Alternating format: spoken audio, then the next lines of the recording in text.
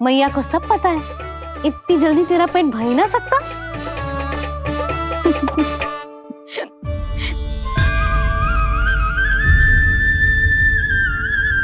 ये क्या है लल्ला? ये क्या था तेरे मुंह में, दिखा।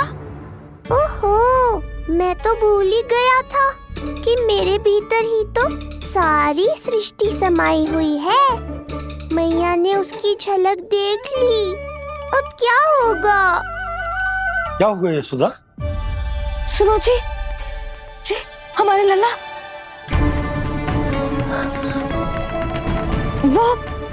वो इसके मुंह में।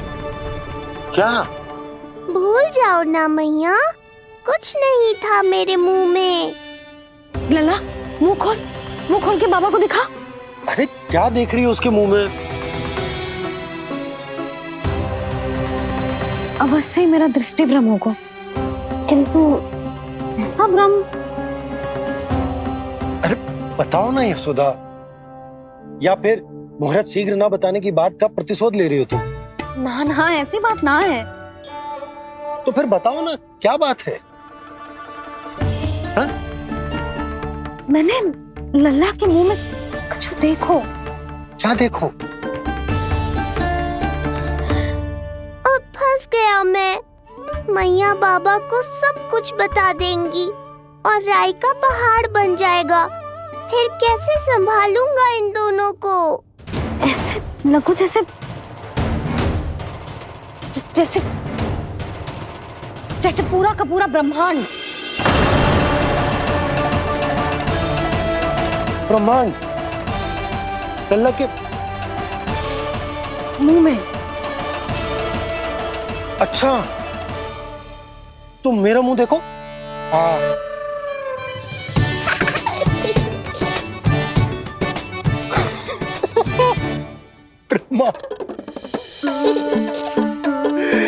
यशोदा, मुझे पता था आप मेरा उपहास उड़ाओगे। अरे नहीं, तुम देखो तो सही।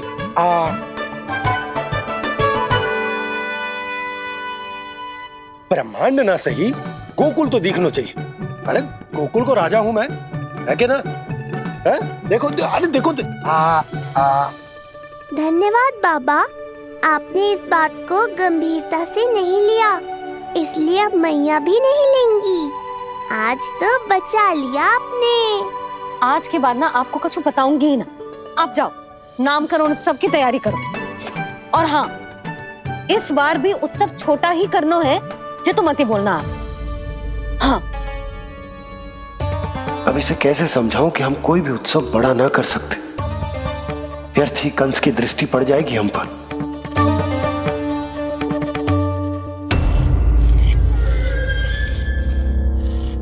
लगता है आपके सैनिक और तलवार दोनों की धार कुंद पड़ गई है महाराज। महाराज, मुझे भय था कि कहीं ऋषि गर्ग मुझे श्राप ना दे दे।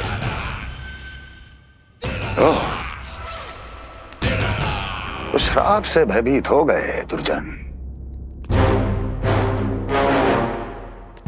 किंतु कंस तो कोई श्राप नहीं देता, सीधा मृत्यु देता है। ऐसा न करें महाराज,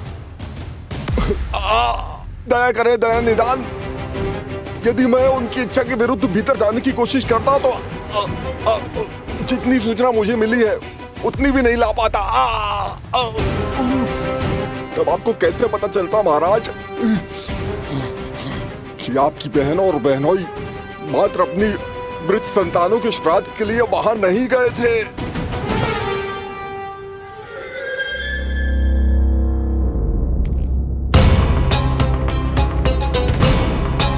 आगे बोलो। पूरी तरह तो नहीं सुन पाया महाराज, किंतु मैंने स्वयं अपने नेत्रों से देखा है महाराज। राजकुमारी देवकी ने ऋषि गर्ग के हाथ में कुछ दिया था। ये सत्य है महाराज, और ऋषि गर्ग ने उन दोनों को वचन भी दिया था। सही समय की प्रतीक्षा कीजिए राजन, आपके दोनों कार्य पूर्ण होंगे। महाराज, मैं आपका सबसे विश्वसनीय सेवक हूं। आपके हर आदेश का पालन करना मेरा अधिकार है और मैंने अपने अधिकारों का पालन किया भी है महाराज। किंतु फिर भी यदि मेरी ओर से कोई भूल हुई हो, मुझे क्षमा करे दयानिदान, मुझे क्षमा करे। इसका अर्थ है कि उत्कच सही कह रहा था। वो दोनों अवश्य ही कोई ना कोई षड्यंत्र रच रहे हैं मेरे विरुद्ध। समय आ गया है, अब मुझे किसी ऐसे की खोज करनी होगी जो उतना ही शक्तिशाली हो जितनी की मेरी ये तलवार।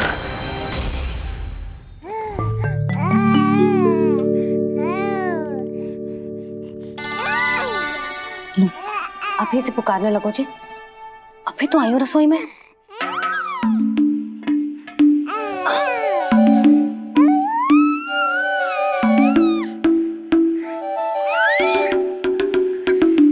शीघ्र ही तुझे भी अपने बाबा का हाथ बटाना पड़ेगा, समझ रहे हो ना? बटाएगा ना हाथ? अभी जे 100 दिन का भी ना हो और जे इस नन्हे से बालक को काम काज का भार सौंपने की बात करने लगे। काम का नाम सुनते ही मुख से स्वर ना निकल रहे तेरे। अभी तो बड़ा ऊ कर रहा था। बता, हाथ बटाएगो के ना? अरे बता ना।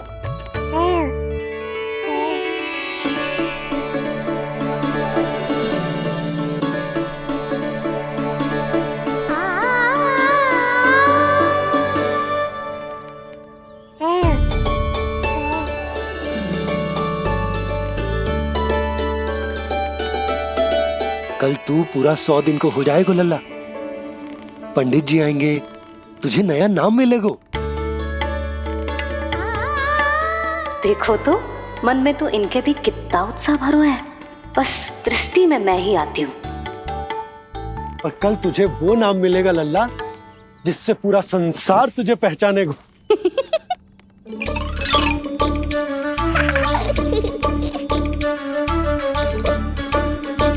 अब लल्ला, कितना कार्य शेष है और तूने मुझे बातों में लगा लियो।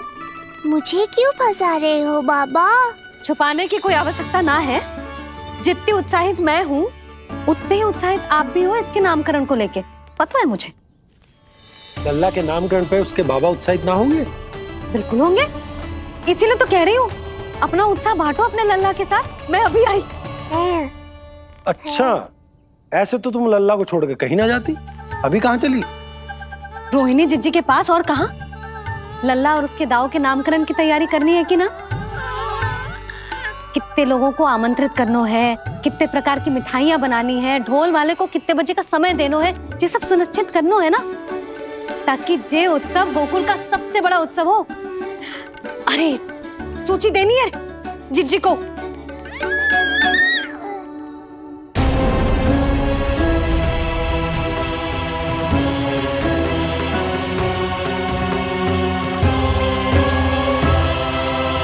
सबकी कोई आवश्यकता ना है। आवश्यकता ना है मतलब? कहना क्या चाहते हो आप?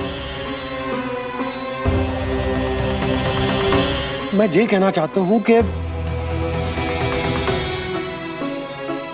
यशोदा, सत्य तो ये है कि हमें दुख में ना अत्यधिक दुखी होना चाहिए और ना सुख में अत्यधिक उत्साहित। प्रसन्नता कितनी भी क्यों ना, हमें उत्सव संयम से ही मनाना चाहिए। इतने वर्ष संयम ही तो रखा था ना नंद जी। ये समय संयम का ना आनंद से बावले हो जाने का है। यशोदा, हम आयोजन छोटा ही करेंगे। मैं कुछ सोच समझ कर ही तो कह रहा हूँ। पर क्यों? मुझे भी तो समझाओ। हर बात समझाने की ना होती यशोदा। अच्छा, पति पत्नी में भेद हो तो है? ठीक, मैं कोई भेद ना रखूं। जो भी अब तक मैंने तुम्हें ना बताया है वो सब बताऊं। ओहो, क्या कर रहे हो बाबा? कंस के बारे में कुछ बता मत देना मैया को। वो मंगला है ना, उसने आज शाम को ही बछड़ा दियो। और भात पद का मांस लगभग बीतने को ही है, तो धीरे धीरे शरद ऋतु आ जाएगी, दूध की हानि भी कम हो जाएगी। हाँ? और वो सरजू है ना, उसको बैग जी ने पूरे पखवाड़े का विश्राम के लिए कहा है। क्यों? क्योंकि वो ठाट से गिर गए थे और गिरते समय उसे भीतरी चोट लग गई थी। अरे और... बस बस बस, ये सब मुझे क्यों बता रहे हो? इसका नामकरण से क्या संबंध? तुम्ही ने तो कही ना कि पति पत्नी के बीच में कोई भेद ना होता। तो मुझे जो भी बात पता है मैं तुम्हें बताऊंगा। कितनी समझदारी से बात बदल देते हो आप, और भोली भाली मैं आपकी बातों में आ जाती हूँ, और इस सब में असली बात तो रह ही जाती है। किंतु आज बात मेरे लल्ला की है। उत्सव तो विशाल ही होगा, और इस बारे में कछु और ना सुनूंगी मैं। आप लल्ला का ध्यान रखो, मैं जा रही हूँ रोहिणी जीजी के पास। यशोदा,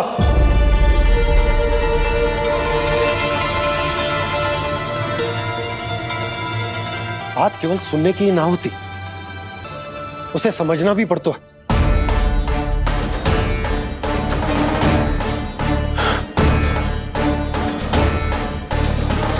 विश्वास है ना मुझ पर? मैं कुछ सोच समझ कर ही कर रहा हूँ ना। उत्सव तो छोटा ही होगा।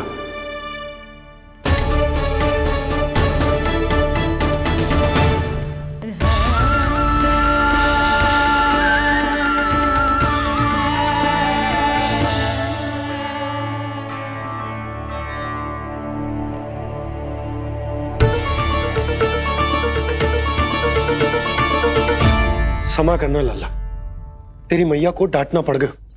आपको मेरी सुरक्षा की चिंता है बाबा, समझता हूँ मैं, इसलिए आपने ये निर्णय लिया है। समझ में नहीं आता, कब कौन सा निर्णय क्यों लेते हैं आप? यदि कंस को समझना इतना आसान होता तो कंस नहीं होता। ये नया सिंहासन उसके लिए है जो मेरा विश्वास पात्र बनेगा। मेरे दाहिने हाथ की तरह मेरे मन के सबसे निकट होगा वो। मंत्री परिषद में विशेष स्थान की प्राप्ति होगी। मेरे बाद पूरे राज्य के लिए उसी का वचन होगा। शासन। किंतु ये अधिकार केवल उसे प्राप्त होगा जो मेरी परीक्षा में उत्तीर्ण होगा। मेरा सबसे महत्वपूर्ण कार्य करेगा वो। इसलिए जाओ, कह दो सभी बाहुबलियों को, महाबलियों को, दैत्यों को, दानवों को, प्रेतों को, पिशाचों को, सभी को यह सूचना दे दो ना ना ना ना, सूचना नहीं, चुनौती दो कि यदि साहस है तो आए, मेरी परीक्षा में उत्तीर्ण हो और इस सिंहासन पर बैठने का अधिकार प्राप्त कर ले। जाओ। और हां, ये अवश्य कहना कि केवल वही आए जिनके हृदय में साहस का ज्वालामुखी धधकता हो, जिनकी तलवारें पर्वतों का सीना चीरने को व्याकुल हो, जिनकी संकल्प शक्ति इतनी दृढ़ हो कि मृत्यु से टक्कर ले लें। कायर नहीं चाहिए मुझे। जाओ। महाराज, आप जिसे भी ये विशेष पद देंगे, भविष्य में यदि वही हमारे शीश पर बैठ गया तो क्या करेंगे आप? पहले ऐसा कोई योद्धा सामने तो आए अस्ति, जो उस विष्णु के अवतार का संहार कर सके।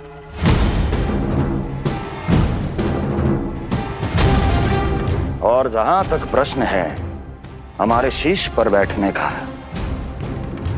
तो स्मरण रखो अस्ति, कंस को अच्छी तरह आता है ऐसे तो साहसियों को बीच दरबार में खड़ा करके अपनी उंगलियों के संकेत पर नृत्य करवाना।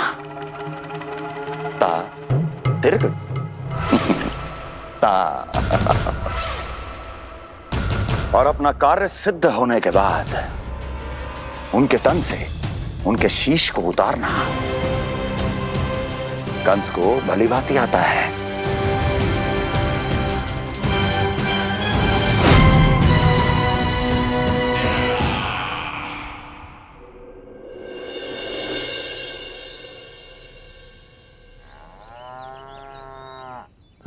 पूरे 100 दिन का होगा हुआ तो लल्ला, कम से कम 100 व्यक्ति तो आने चाहिए थे ना तेरे और तेरे दाऊ के नामकरण में। हाँ, अब तुम मुस्कुरा क्या रहो है? तू ही बता, जे भवन देख के लग रहा है कि यहाँ कोई उत्सव है? बिना अतिथियों के कैसा उत्सव और कैसा आनंद, तू ही बता। पर मैं करूं भी तो क्या? पता है लल्ला, मुझे तो लग रहा है तेरे बाबा ना कंजूस होगा है। नहीं तो भला और क्या समस्या हो सकती है उन्हें बड़े आयोजन से? अरे गोकुल के राजा का लल्ला है तू, राजकुमार।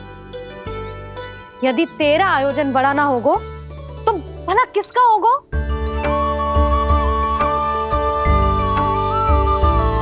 मेरी भूल है, मैं भोली हूं, इसीलिए व्यर्थ में तेरे बाबा की बातों में आ गई।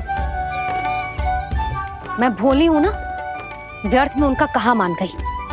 किंतु अब ना मैं कोई मांग रखूंगी, ना मैं उनसे बात करूंगी। और कहे देती हूँ लल्ला, सावधान जो इस बार तू बीच में आया तो। हाँ नहीं तो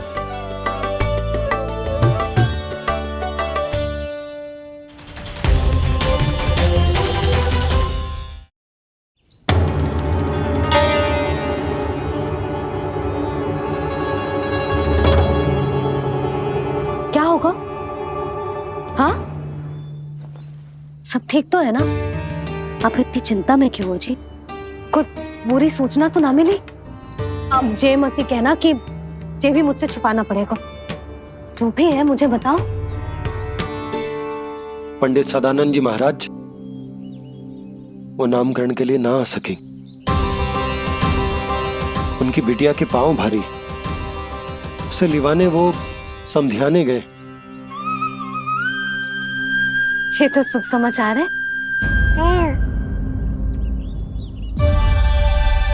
किंतु मेरे लल्ला का नामकरण अब वो सही मुहूर्त पे कैसे होगा? वही तो समझ ना आ रहा। ऐसे मन छोटा करने की आवश्यकता नहीं है मैया बाबा। आप दोनों तो स्वागत की तैयारी करो, आ रहे हैं वो।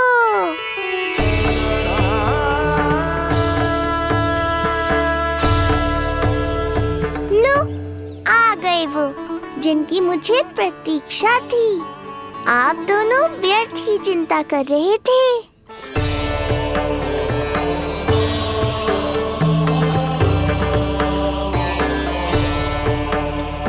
अब कौन करेगा मेरे लल्ला का नामकरण? ऋषि गर्ग, नंदराज, रानी भाभी, महान ऋषि गर्ग हमारे गांव में पधारे हैं।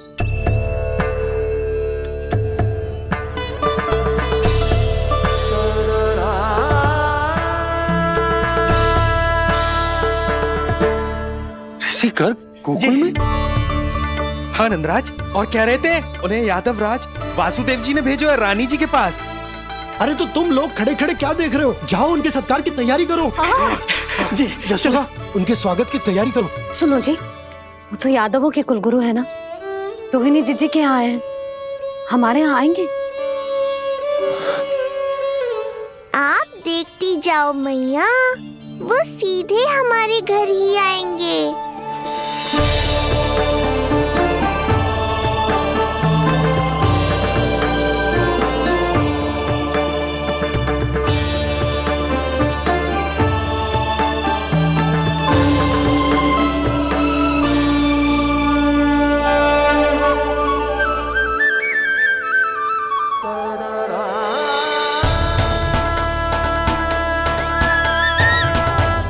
ये क्या हो रहा है मुझे? मैं उस भवन की ओर क्यों बढ़ा जा रहा हूँ? क्योंकि आपके यहाँ आने से ही मेरी मैया बाबा की चिंता समाप्त होगी ऋषिवर। ये बात तो मैं न जानता, परंतु मुझे जाकर उनको स्वागत करना चाहिए।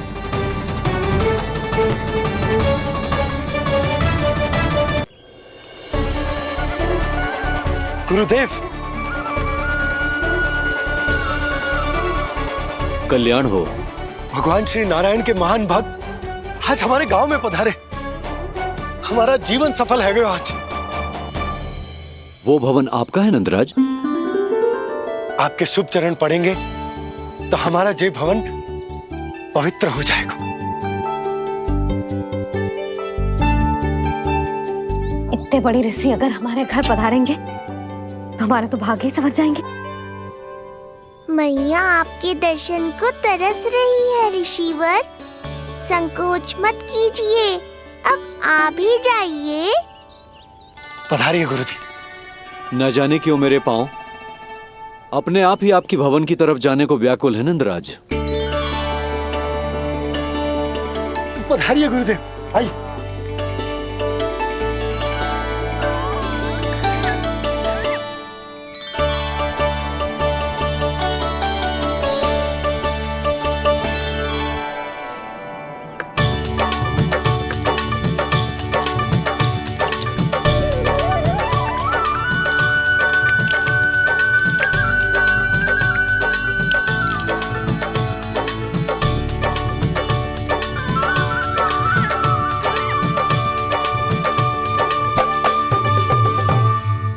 कल्याण हो।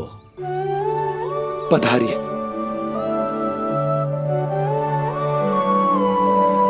आया तो था मैं रानी रोहिणी के भवन में, पर पता नहीं कैसे यहाँ खींचा चला आया। विराजिए गुरुदेव। महाराज, आप इसे भी रोहिणी जिज्जी का ही घर समझिए। मैं अब भी बुला कर लाती हूँ। महाराज, ये हमारा सौभाग्य है कि आपने यहाँ आना स्वीकार किया। कहिए, क्या सेवा करूं मैं आपकी? मुझे आपके भाई वासुदेव ने भेजा है नंदराज।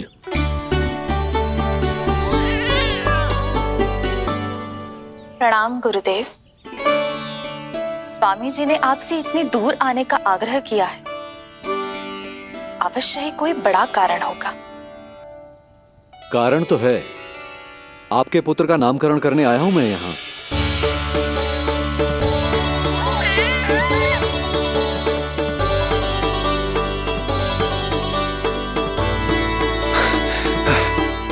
ऋषिवर, तब तो आप अत्यंत ही शुभ दिन पधारे। आज का ही मुहूर्त निकलो है भाभी के लल्ला और हमारे लल्ला के नामकरण के लिए।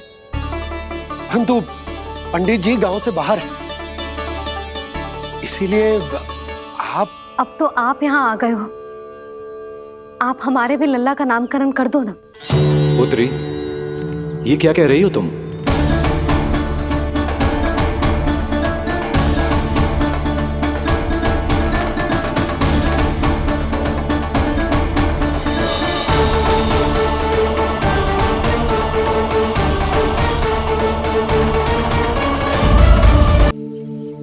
आप हमारे भी लल्ला का नामकरण कर दो ना। पुत्री, ये क्या कह रही हो तुम? विनती कर रही हूँ, और मेरी जे आग्रह अस्वीकार मत ही करो। आप दोनों भाइयों का नामकरण एक साथ हो जाएगा।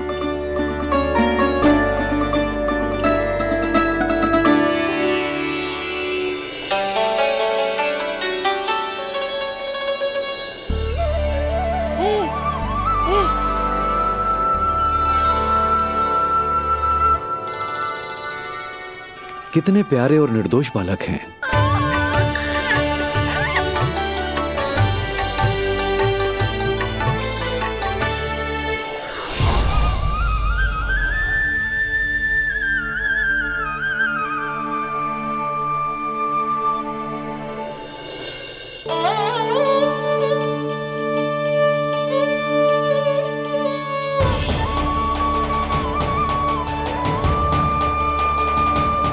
इन दोनों को देखकर गुरुदेव की आंखों में आंसू क्यों आ गए?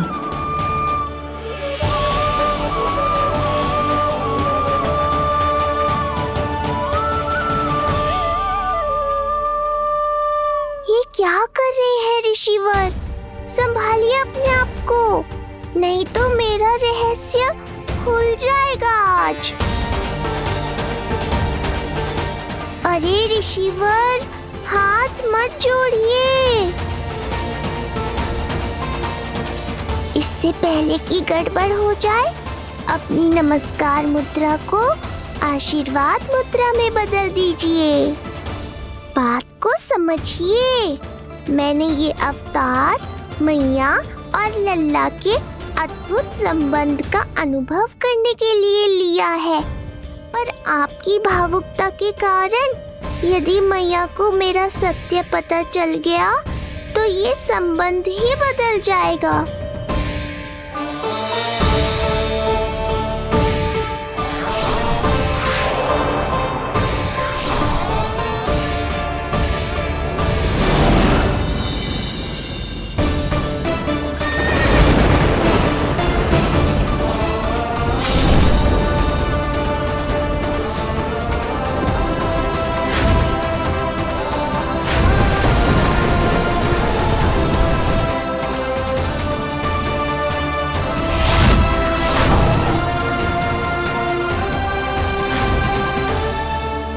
अब आप सब कुछ जान चुके हैं ऋषिवर, इसलिए अब मेरे सामने हाथ जोड़कर मेरे सत्य को उजागर मत कीजिए। अपने शिष्य वसुदेव के पुत्र के रूप में मुझे आशीर्वाद दीजिए।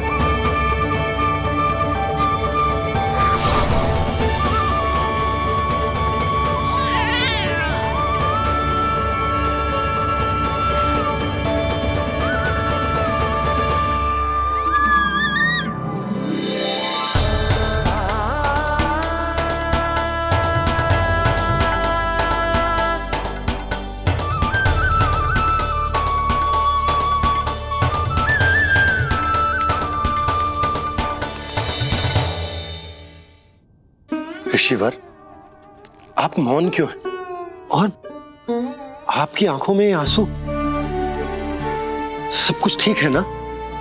अब तो आप हमारे लल्ला का नामकरण करोगे ना? इन दोनों का नामकरण करना मेरा सौभाग्य होगा पुत्री।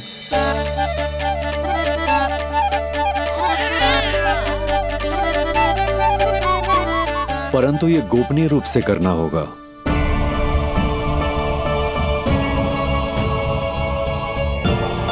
अवश्य ही स्वामी का आग्रह होगा, ताकि कंस की बुरी दृष्टि हमारे पुत्र पर ना पड़े। ये तो बहुत महान ऋषि हैं, इन्हें कंस के अत्याचारों के बारे में अवश्य पता होगा। अपनी संतान का नामकरण संस्कार करना एक मां के लिए उत्सव से कम नहीं होता है, पर यह छुपकर करना होगा। आप दोनों को स्वीकार तो है ना? जैसी आपकी आज्ञा गुरुदेव। स्वीकार है गुरुदेव।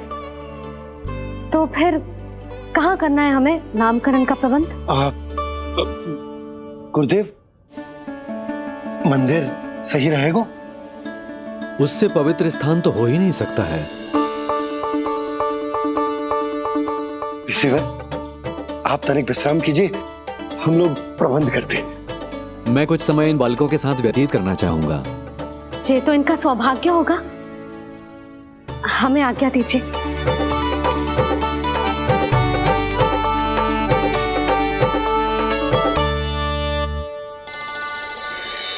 प्रभु, स्वयं भगवान होकर भी आपको बंदी गृह में जन्म लेना पड़ा।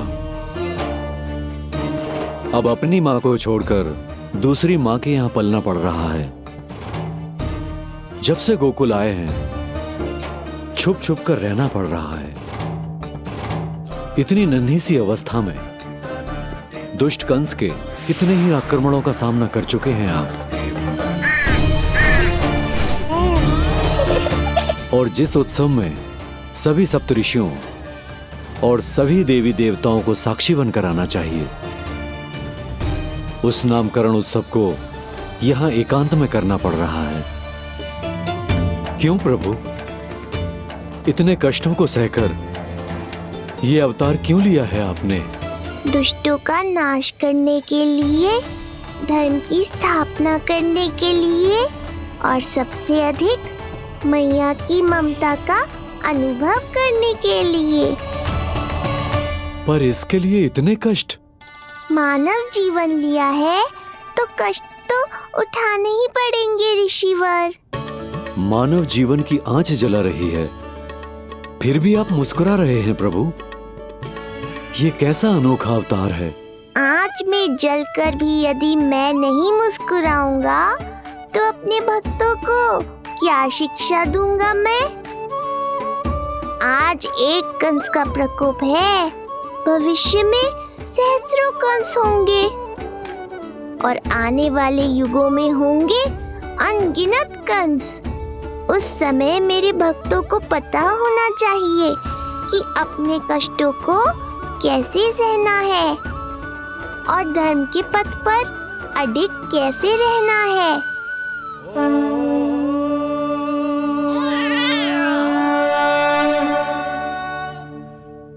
आप धन्य हैं प्रभु।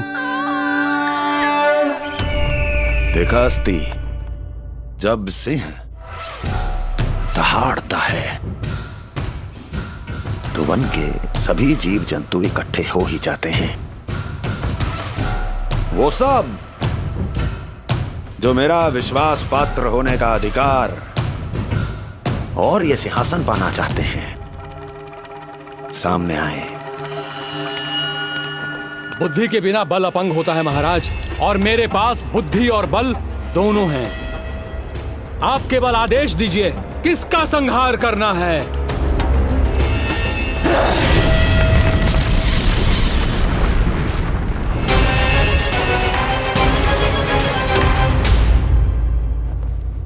सारी तैयारी हो गई। बोलो। आप गुरुदेव को बुला लो, मैं रोहिणी जीजी और बालकों को ले आती हूँ। यशोदा, तुम रुष्ट तो ना हो ना मुझसे? मैं भला रुष्ट क्यों होने लगी? नहीं, तुम जो उत्सव बड़े धूमधाम से करना चाहती थी और बहुत प्रसन्न हूँ मैं कि हमारे लल्ला का नामकरण स्वयं ऋषि गर्ग पूरे विधि विधान से कर रहे हैं। मैं समझ गई, उत्सव बड़ा हो या ना हो, प्रसन्नता बड़ी होनी चाहिए। अरे मैं तो इतनी उत्साहित हूँ कि दोनों भाइयों का नामकरण आज के शुभ मुहूर्त पे हो रहे हैं। तो इससे पहले जो बीत जाए, जाओ। आप भी बुला लो।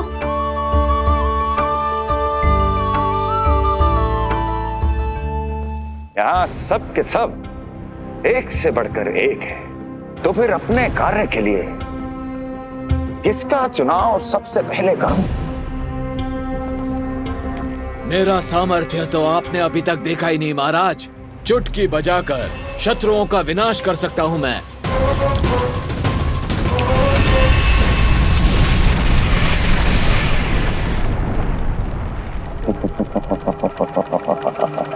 वाह!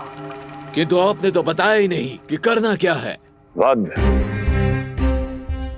करना है, एक नवजात बालक का वध। उसे साधारण बालक मत समझना।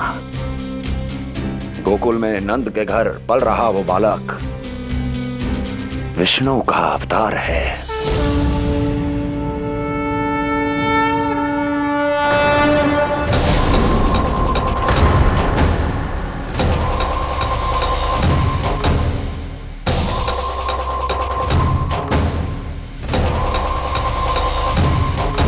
क्या हुआ? इतना सन्नाटा क्यों छा गया? क्षमा कीजिए महाराज, पर मैं नन्हे बालकों के साथ हिंसा नहीं करता। विष्णु अवतार बड़ा छलिया है महाराज, मैं उसका मुख भी नहीं देखना चाहता।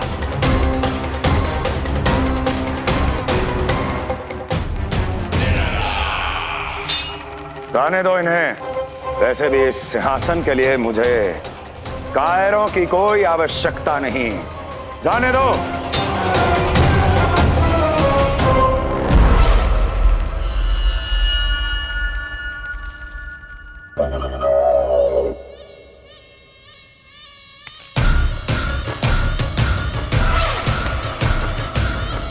दुर्जन, क्या कहा था मैंने कहा था केवल वही आए जिनके हृदय में साहस का ज्वालामुखी धधकता हो, जिनकी तलवारें पर्वतों का सीना चीरने के लिए व्याकुल हो, जिनकी संकल्प शक्ति इतनी दृढ़ हो कि वो मृत्यु से टक्कर ले जाएं। वही होगा इस सिंहासन का असली अधिकारी। महाराज,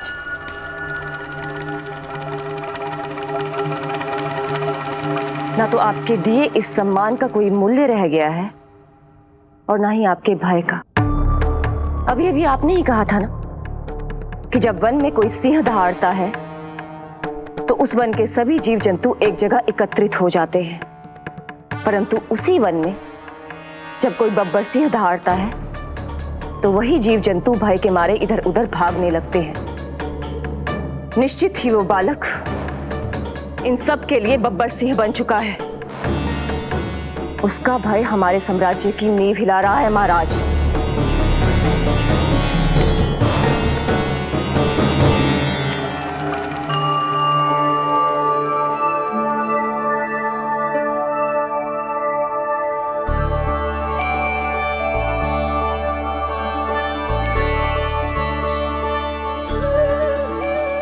हे नारायण, मेरा मार्गदर्शन कीजिए। हे मां सरस्वती, मुझे आशीर्वाद दीजिए ताकि मैं दोनों बालकों के लिए सर्वोत्तम नामों का चुनाव कर पाऊं।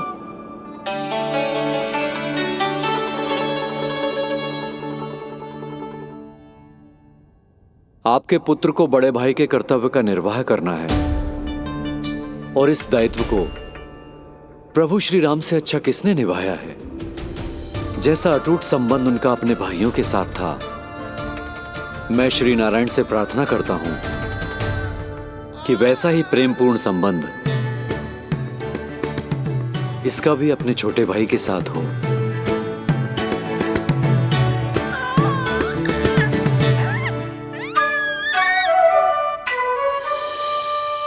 इसीलिए इसका नाम राम हो, इसीलिए इसका नाम राम, इसीलिए इसका नाम राम।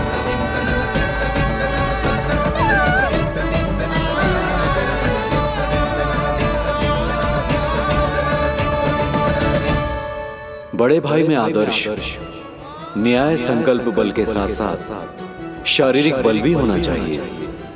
मैं देख पा रहा हूं ये बालक इन सब बलों के लिए जाना जाएगा। इसलिए जो नाम इसके व्यक्तित्व के लिए सबसे उचित है वो है बलराम, बलराम, बलराम।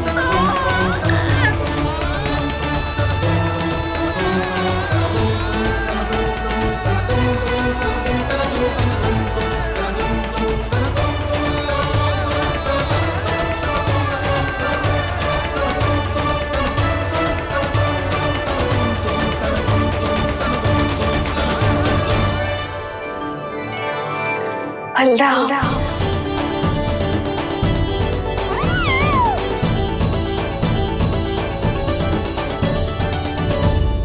तो फिर उसका नाम बल राम रखना। कैसा अद्भुत संयोग है रिसीवर। जब इसके जन्म की सूचना देने मैं वसुदेव भैया के पास मथुरा गया था, तब उन्होंने भी यही नाम रखा था, बलराम। ये संयोग नहीं, नारायण की इच्छा है नंदराज। बलराम से अधिक उपयुक्त नाम इस बलराम के लिए कुछ और हो ही नहीं सकता है। पर मैं तो दाऊ कहकर ही बुलाऊंगा इन्हें, बलदाऊ।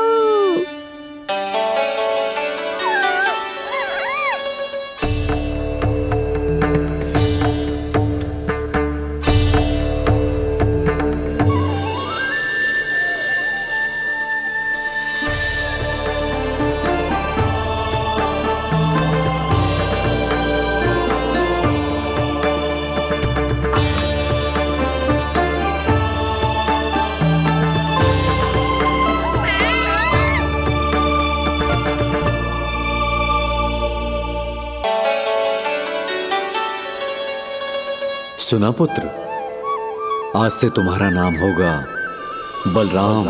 बलराम बलराम।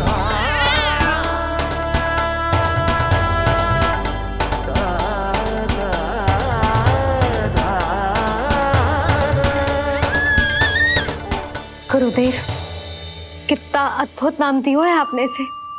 अब मेरे लल्ला को भी ऐसा ही कोई उत्तम सा नाम दे दो।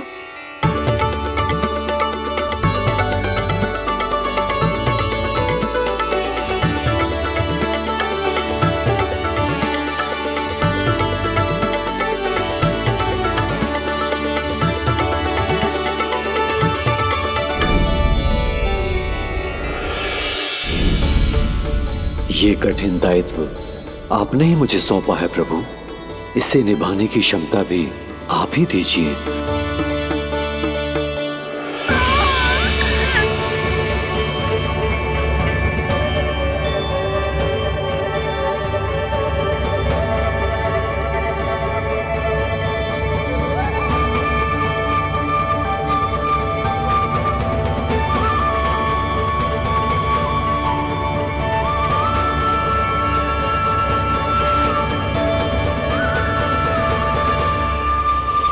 कृष्ण कृष्ण कृष्ण कृष्ण कृष्ण कृष्ण कृष्ण कृष्ण।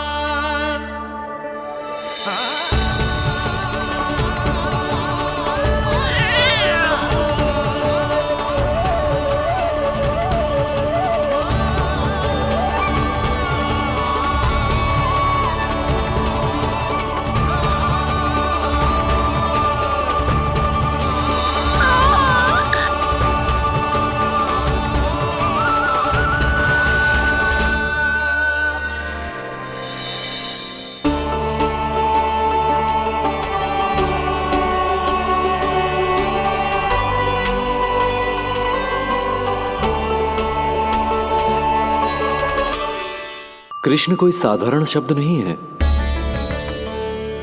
ये अनेक विशेषताओं से भरा हुआ है।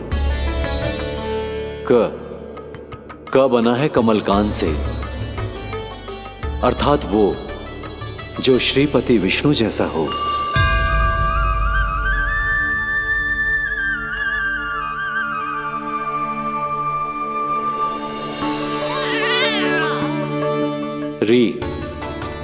री की उत्पत्ति हुई है श्री राम से, अर्थात वो जो सबके हृदय में बस जाए।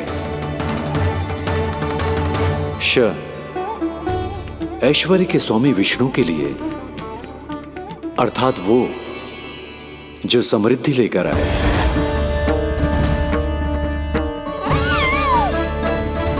और ना है नरसिंह के लिए, अर्थात वो जो रक्षा करे।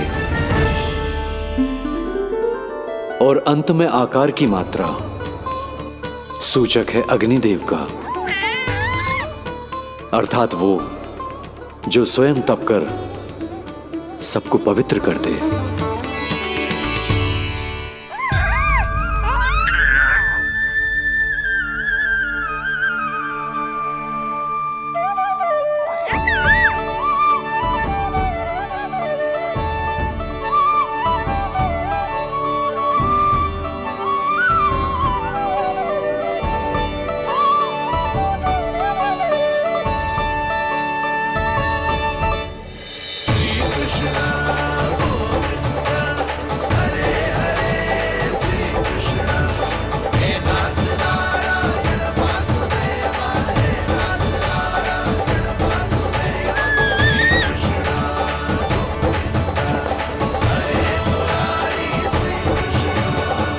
आज से तुम्हें सारा संसार जिस नाम से पहचानेगा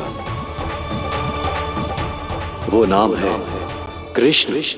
वो नाम है कृष्ण। वो नाम है कृष्ण। वो नाम है कृष्ण।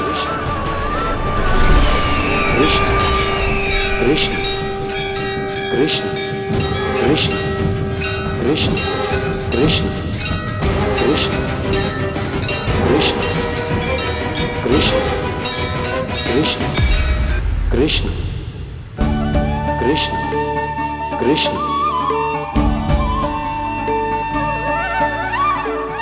यशोमती मैया के नंद लाला,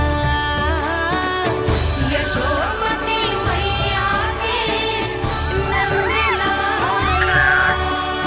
असुरी कार्य करने वालों के लिए कृष्ण नाम का अर्थ एक और भी होगा। वो घनी अंधेरी रात जिसमें इसने जन्म लिया,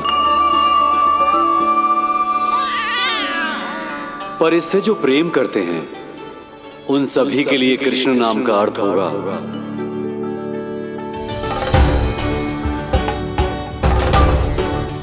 अतुलनीय सुंदरता और अथाह प्रेम।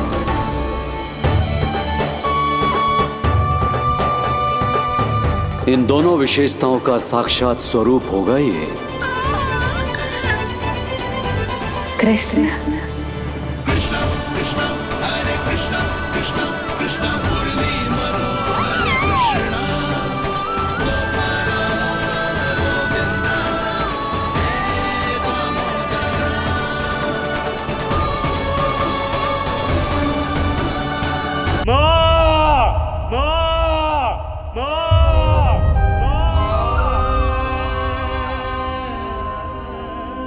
इस घटना से केवल नर और नारायण ही भावुक नहीं हो गए थे, बल्कि बैकुंठ में बैठे श्री हरि की आंखों में भी आंसू आ गए थे। ममता के लिए तरसने लगे थे वो। इसीलिए उनके इस अवतार का मुख्य उद्देश्य है मां की ममता का अनुभव करना। यही कारण है कि ये सत्य आपको रानी यशोदा से छुपाना ही होगा नंदराज। नहीं तो वो कृष्ण को मां की दृष्टि से नहीं, एक भक्त की दृष्टि से देखेंगी, और प्रभु जिस आनंद के लिए इतना कष्ट उठा रहे हैं उससे ही वंचित रह जाएंगे। बोलिए नंदराज, आप श्री नारायण के इस सत्य को गुप्त रखेंगे ना?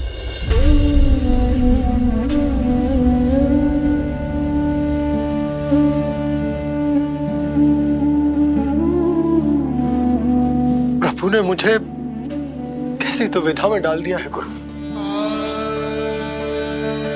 यशोदा से तो ये सत्य मैं छुपा भी लूंगा, परंतु स्वयं से कैसे छुपाऊंगा? और बाबा होने को सुख, उसको अनुभव कैसे कर पाऊंगा? जो हो रहा है और जो भी होता है सब उनकी ही इच्छा से होता है नंदराज। इसलिए आगे का मार्ग भी वही दिखाएंगे। अब मैं चलता हूं नंदराज। राजा वसुदेव और रानी देवकी नामकरण के बारे में जानने के लिए व्याकुल हो रहे होंगे।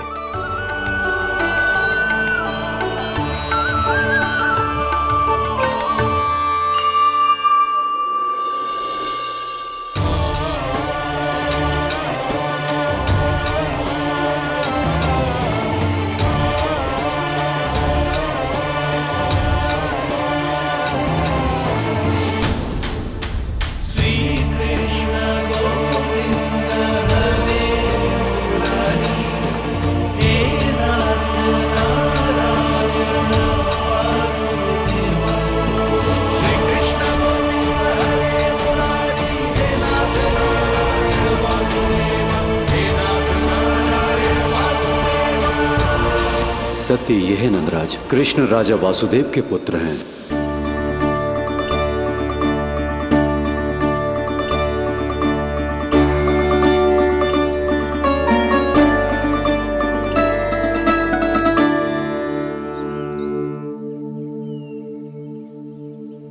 नंदराज,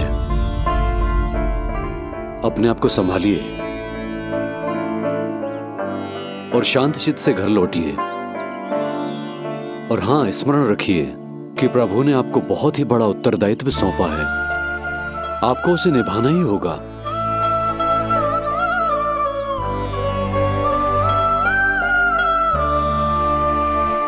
प्रभु आपको शक्ति दे।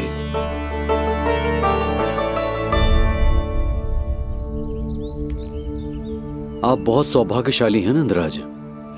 जो प्रभु आपके घर पल रहे हैं उनके बारे में सोचिए, जिनके यहां प्रभु ने जन्म लिया है।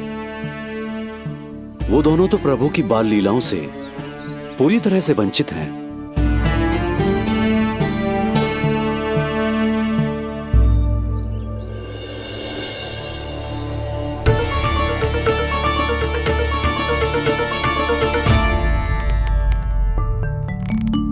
कहाँ रह गए तेरे बाबा लल्ला?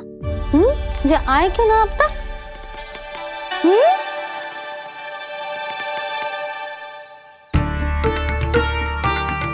मेरा लल्ला मेरा ना है, वो तो मेरे आराध्य नारायण का अवतार है। और ये बात मुझे यशोदा से छुपानी।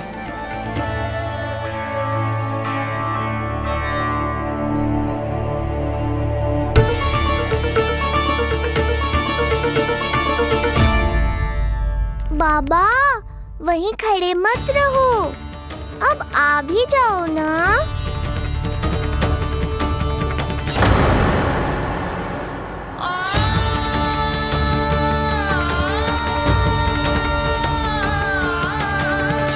एक पग भी आगे बढ़ाने का साहस ना हो रो मेरा। हे प्रभु, आप ही बताओ, अपने आराध्य को, अपने इष्ट देव को अपने लल्ला के रूप में कैसे देख पाऊंगा मैं जानता हूँ बाबा, ये बहुत कठिन है, पर भीतर तो आओ।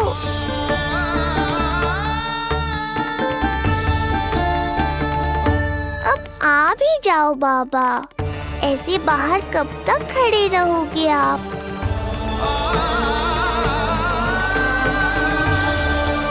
बस बाबा, बस आ जाओ भीतर, आ जाओ, आओ ना, आओ ना।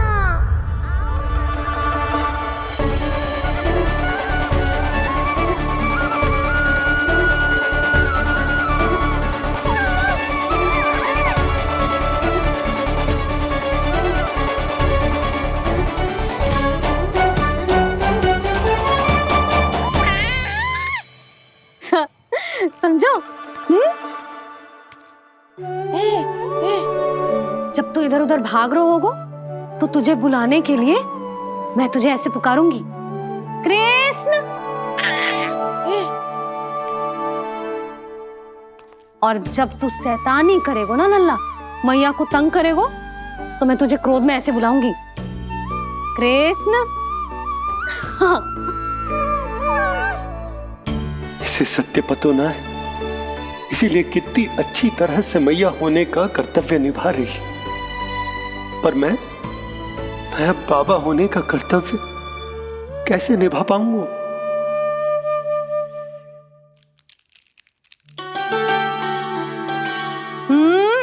सावधान। इतनी अच्छी लगी तुझे बाबा की दीजे माला, कि मुंह में ले लियो तूने? मुंह में लेने की वस्तु ना है लल्ला। जैसे यशोदा आपको एक मैया की तरह सीख दे रही है, मैं आपको बाबा की तरह शिक्षा कैसे दे पाऊंगा प्रभु?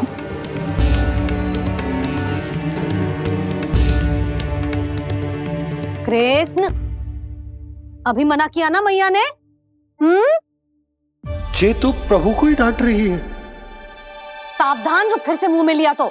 यशोदा, तुम्हें पता भी है तुम किस पर क्रोधित हो रही?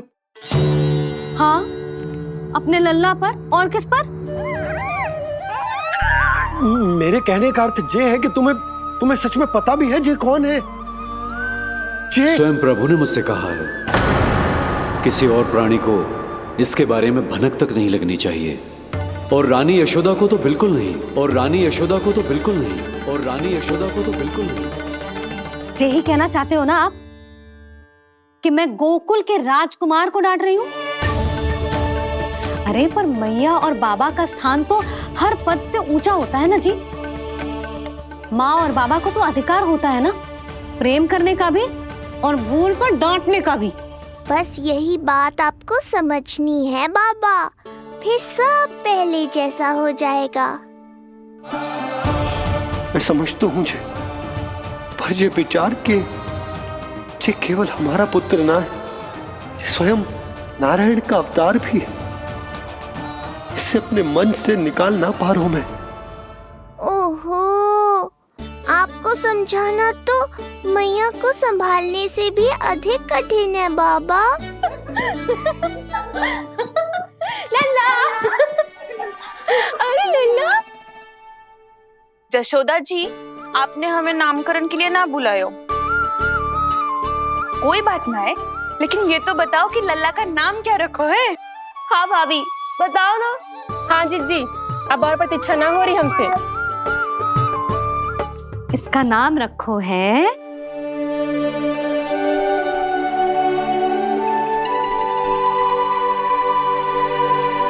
कृष्ण।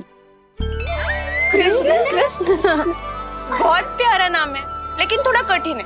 मैं तो इसे किशन बुलाऊंगी। सही कहो, मैं भी इसे प्रेम से किशन ही कहूंगी। क्यों किशन?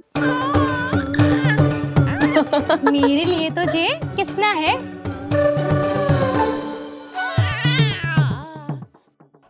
क्या कर रही हैं ये सब? बाबा, इन सब के लिए मैं केवल कृष्ण हूँ, भगवान नहीं। बस अब आप भी शीघ्र ही समझ जाओ ना ये। अरे तुम सब। हाँ, बुरा मुझे भी लग रहा है जो सारी की सारी पहले ही दिन मेरे लल्ला का नाम बिगाड़ रही हैं। किंतु इसमें भी इन सब का प्रेम ही छुपा है, और हम सब तो प्रेम से भगवान को भी प्यारा सा नाम दे देते हैं, है ना? हाँ। सत्य तो ये है कि कृष्ण नाम बहुत अच्छा है, किंतु मैं भी अपने लल्ला को प्रेम का नाम देना चाहती हूँ। कान्हा बुलाऊंगी इसे, कान्हा बुलाऊंगी इसे, कान्हा बुलाऊंगी इसे।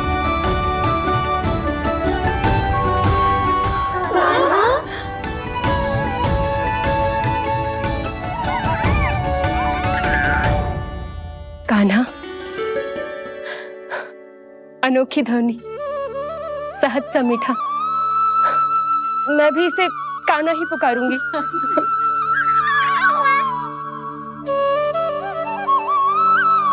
आप भी बुलाओ ना इसे। आप एक बार बुला कर तो देखो, झट से पलट कर देखेगा आपको ये हमारा नटखट कान्हा। प्रभु, ये सब आपका सत्य ना जानती, पर मैं जानता हूं। अब इस मुख से आपका नाम केवल भक्ति भाव से ही निकल सकता है, वात्सल्य भाव से ना।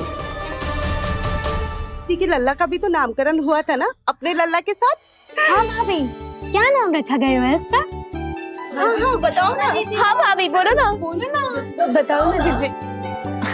ना देखो, एक मैया से उसके लल्ला का नया नाम बताने का आनंद मैं ना छीन सकती।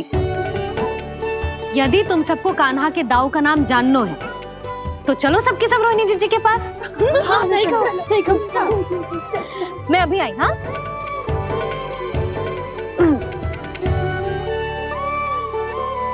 सुनो जी, आप लल्ला को संभालो, मैं अभी आई। मैं कैसे? ये प्रभु लल्ला जी, क्या मैं कर रहे हो?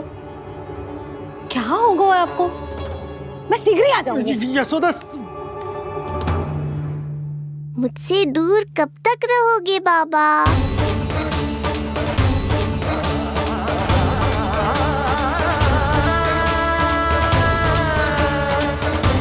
एक बार मेरी ओर देखो तो सही।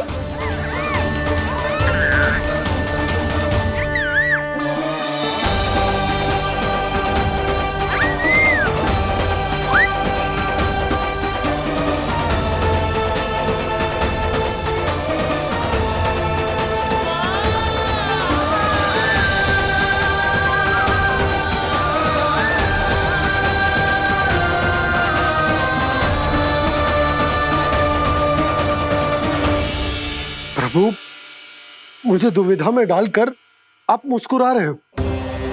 ये कैसी परीक्षा है?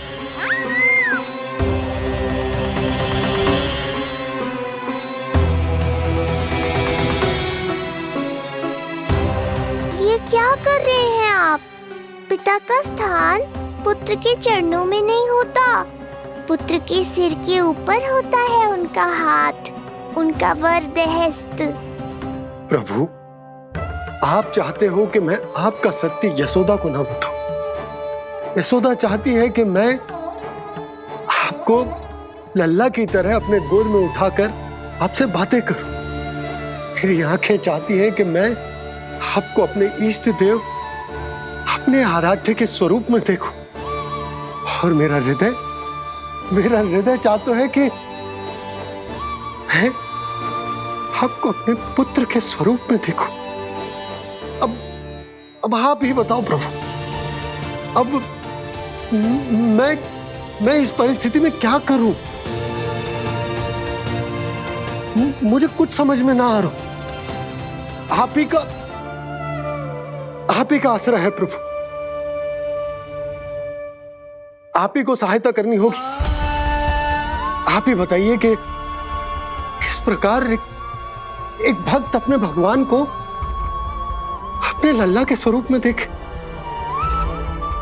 उसे अपने हाथों में उठाए, उसे खिलाए, उसके साथ बातें करे, कैसे वो उसका लालन पालन करे अपने पुत्र के स्वरूप में। प्रभु, मुझे कुछ समझ में ना आ रहा। सहायता करो प्रभु। चिंता मत कीजिए बाबा, आपके सभी प्रश्नों का उत्तर शीघ्र ही मिलेगा आपको।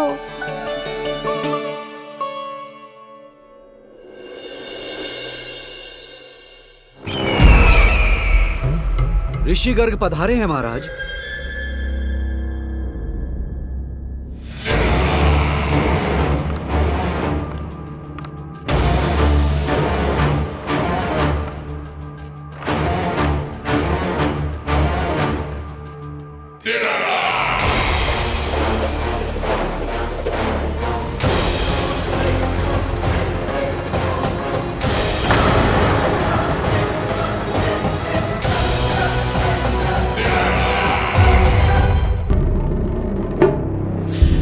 तो महान मथुराधीश कंस के दरबार में ऐसे सम्मान होता है ऋषि मुनियों का?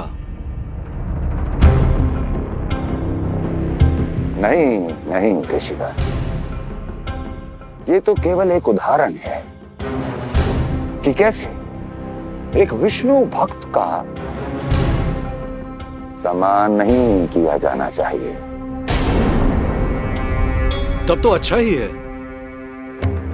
मैं यहां तुमसे सम्मान की अभिलाषा लेकर नहीं आया हूं। मैं यहां देवकी और वसुदेव से भेंट की इच्छा लेकर आया हूं। क्यों? मेरे विरुद्ध कोई षड्यंत्र रचना चाहते हो? जो सदैव दूसरों के विरुद्ध षड्यंत्र करता है, उसका संपूर्ण जीवन इसी भ्रम में बीतता है कि सारा संसार उसके लिए षड्यंत्र कर रहा है। परंतु अन्य व्यक्तियों के पास इससे भी अत्यधिक महत्वपूर्ण कार्य होते हैं करने के लिए। यह महत्वपूर्ण कार्य करने की आपकी यह इच्छा इस दरबार में पूर्ण नहीं होगी ऋषिवर।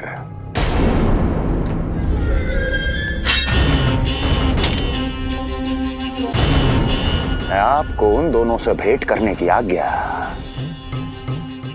नहीं दूंगा। कैसे रोकोगे मुझे? कैसे? बड़ा ही विचित्र प्रश्न है, किंतु इसका उत्तर बड़ा ही सरल है ऋषिवर।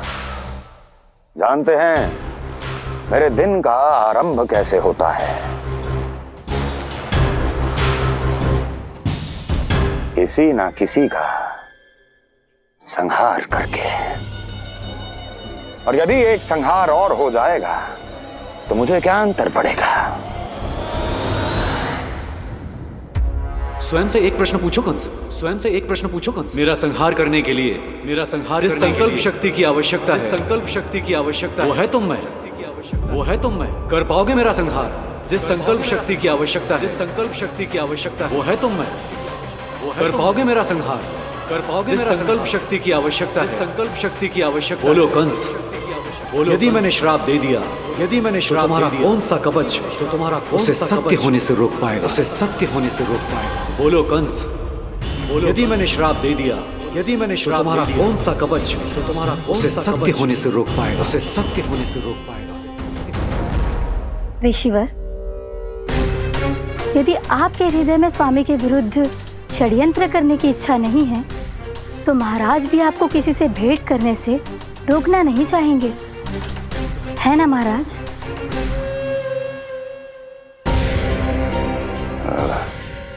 हाँ, आप उन दोनों से भेंट कर सकते हैं।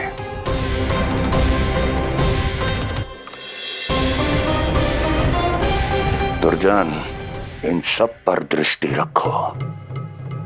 अब सब कुछ सुनकर आना, सब कुछ भी छूटना नहीं चाहिए। जाओ।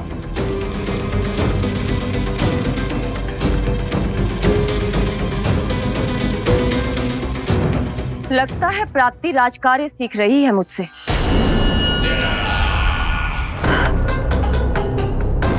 उचित समय पर सही सुझाव दिया तुमने प्राप्ति। अब आसानी से पता लग जाएगा कि ऋषिगढ़ के यहाँ आने का वास्तविक कारण क्या है महाराज।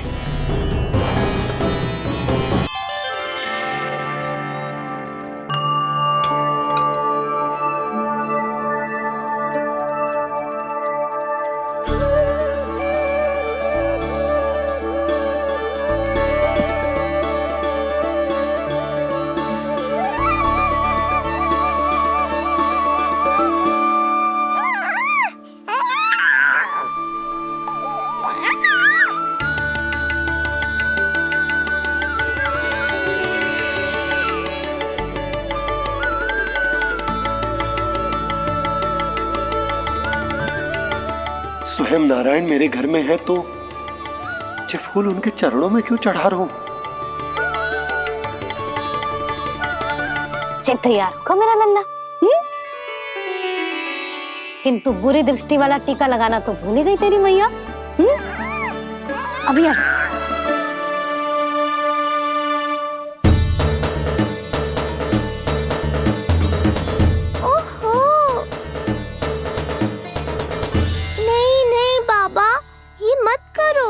मैया आ रही है, उन्हें पता चल जाएगा।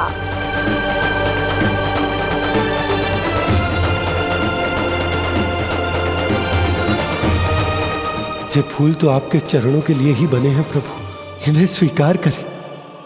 बाबा, ये सत्य मैंने आपको अपना साथ देने के लिए बताया था, अपने आप को फंसाने के लिए थोड़े ना।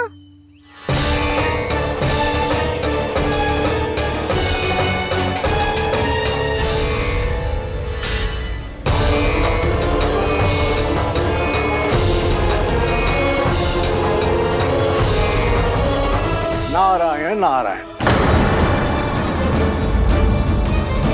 प्रणाम पंडित जी। नंदराज जी, रानी जी, बिटिया के पांव भारी थे ना, तो सेलिवाने समधियाने चला गया था, वहां कुछ अधिक ही समय लग गए। आज वापस आया तो पता चलो कि स्वयं गर्ग ऋषि ने लल्ला का नाम रखो है, सो मिलने चला है। क्या नाम मिलो है इसे? उन्होंने लल्ला का नाम कृष्ण रखो है, उन्होंने लल्ला का नाम कृष्ण रखो है।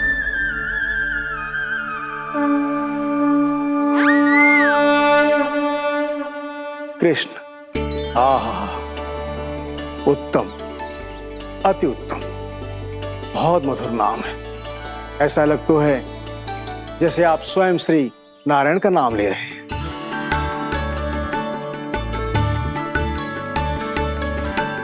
स्थिति को और गंभीर मत बनाओ पंडित जी, आपको तो बाबा के प्रश्नों का उत्तर देना है। एक बार मेरी ओर देख लो, आपको स्वयं ही पता चल जाएगा कि आपको इस समस्या को कैसे सुलझाना है।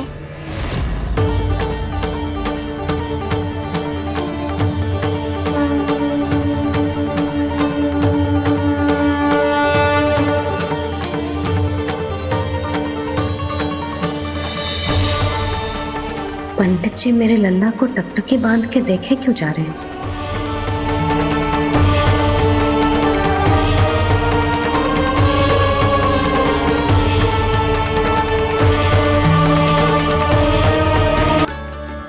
स्थिति को और गंभीर मत बनाओ पंडित जी। आपको तो बाबा के प्रश्नों का उत्तर देना है। एक बार मेरी ओर देख लो, आपको स्वयं ही पता चल जाएगा कि आपको इस समस्या को कैसे सुलझाना है।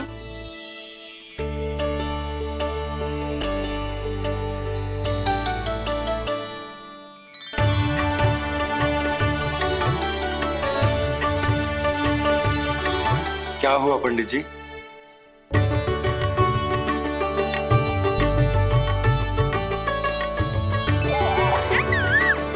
बधाई हो लल्ला, इतना प्यारा नाम मिलो है तुम्हें। नंदराज जी, जब भी मैं लल्ला को देखता हूं तो मुझे भगवान श्री राम की झलक दिखाई देती है। क्यों ना दिखाई देगी, उन्हीं के तो अगले अवतार हैं ये।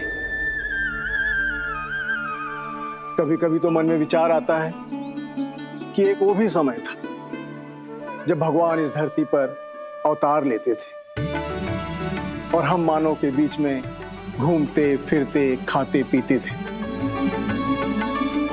और अपनी लीला दिखाते थे। मुझे तो लगता है पंडित जी कि कितने भाग्यवान थे महाराज जनक और महारानी सुनैना।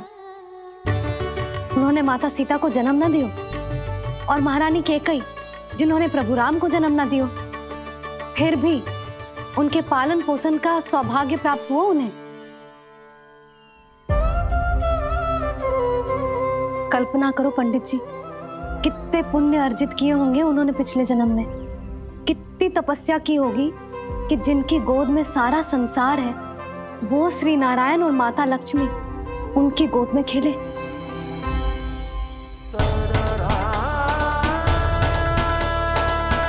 संसार में अवतार लेकर सांसारिक नाते भगवान को भी निभाने पड़ते हैं, फिर हम तो मानव हैं। संसार में अवतार लेकर सांसारिक नाते भगवान को भी निभाने पड़ते हैं, फिर हम तो मानव हैं।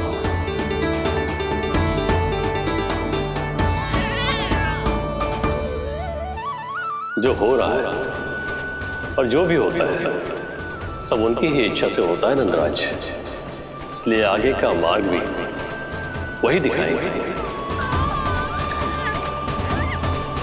तो आपने मुझे मेरे प्रश्नों के उत्तर दिला ही दिए।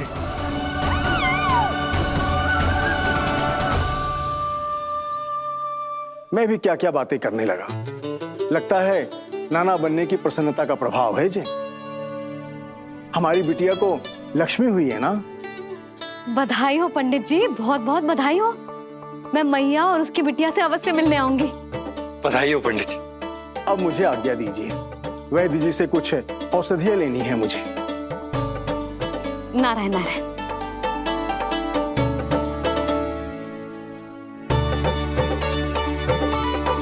आजा लल्ला, आजा।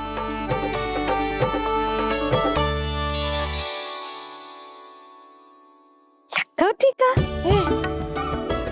सुनो जी, तनिक कान्हा को संभालो, मैं यूं गई और यूं आई।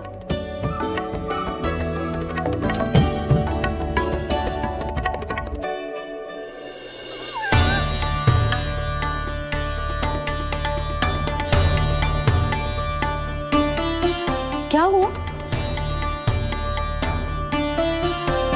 मैं देख रही हूँ नामकरण के बाद से एक बार भी आपने कान्हा को गोद में ना लिया है। सब ठीक है ना? हाँ, सब ठीक है। अब सब ठीक है। लो मेरा लल्ला।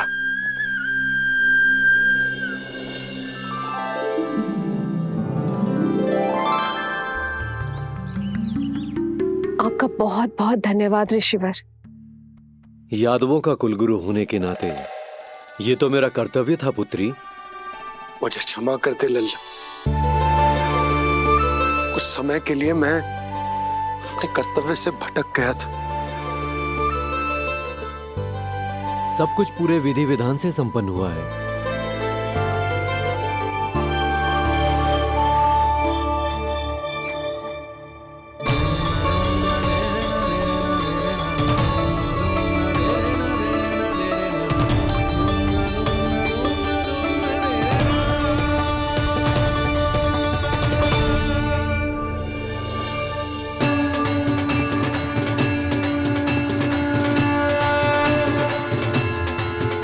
जो नाम मैंने दिया है,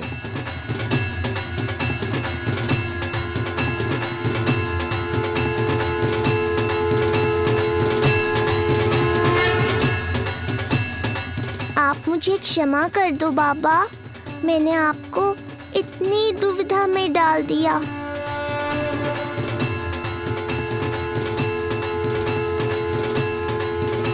और इस तरह नंद को सब कुछ पता चल गया। आप दोनों चिंता मत करिए, सब ठीक है। अब मैं आपके 6 पुत्रों का श्राद्ध कर्म करूंगा।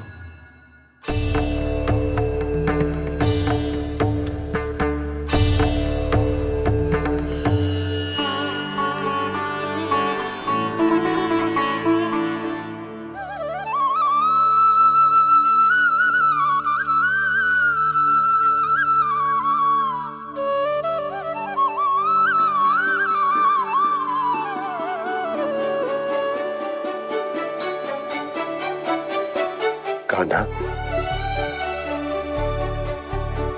क्या हुआ जो मैं तेरा वास्तविक बाबा ना हूं?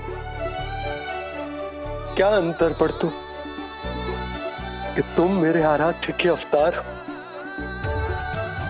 महत्वपूर्ण बात तुझे है कि मुझे तुम्हारे साथ मुस्कुराने को, तुम्हें खिलाने को, तुम्हारा ध्यान रखने को, तुमसे प्रेम करने को सौभाग्य प्राप्त हो।